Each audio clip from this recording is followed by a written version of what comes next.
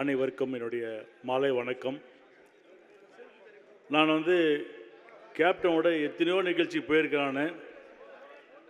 ஆனால் இது மாதிரி ஒரு நிகழ்ச்சிக்கு நான் வருவேன்னு என் வாழ்க்கையில் நான் நினச்சி பார்த்ததே கிடையாது. அந்த அளவுக்கு மனம் கனமாக இருக்கு எனக்கு.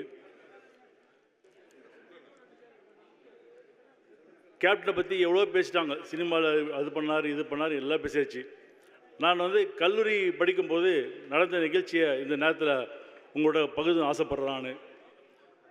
நான் சென்னை பச்சையப்பன் கல்லூரியில் 86 தொடங்கி 89 படித்தேன். நான் அந்த காலகட்டத்தில் பார்த்தீங்கன்னாக்கா அதிகமாக வெற்றி படங்கள் கொடுத்த ஒரு நடிகர்ன்றா கேப்டன் தான்.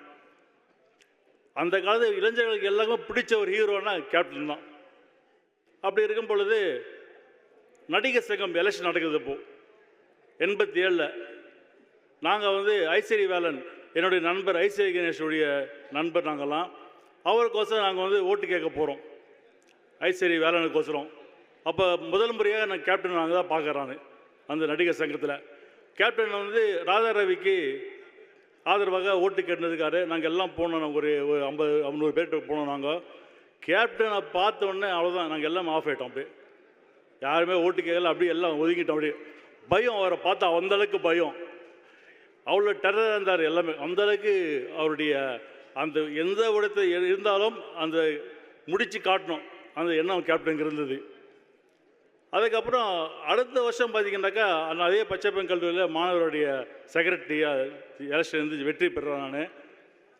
அப்போ இலங்கை தமிழர்களுக்காக முதல் குரல் கொடுத்த ஒரு நடிகர்னா அது கேப்டன் தான், வேறு யாருமே கிடையாது. டி நகரில் 88 நினைக்கிறது.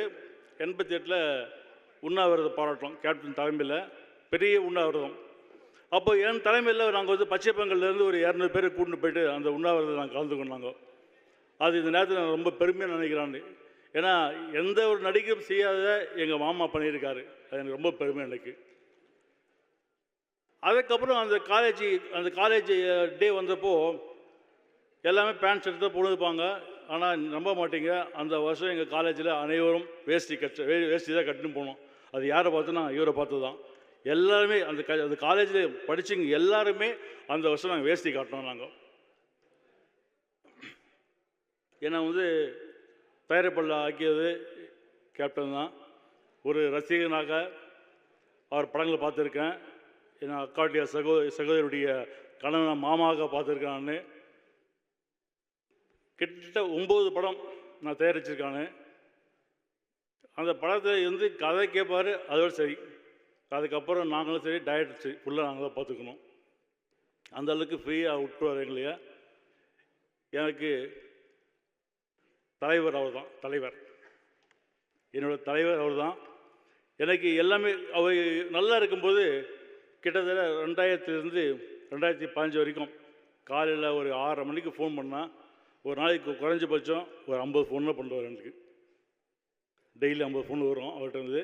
அதை நான் மிஸ் பண்ணுறேன். போங்க என்னை பொறுத்துக்கு ஒன்று, அவர் எங்கேயும் போகல, நம்ம கூட தான் இருக்கார். கண்டிப்பாக நம்ம கூட இருந்து எங்களை எல்லாரையும் உங்களையும் வழி நடத்துவார் என்று கூறி வெற்றி பெறுகிறேன். நன்றி, வணக்கம்.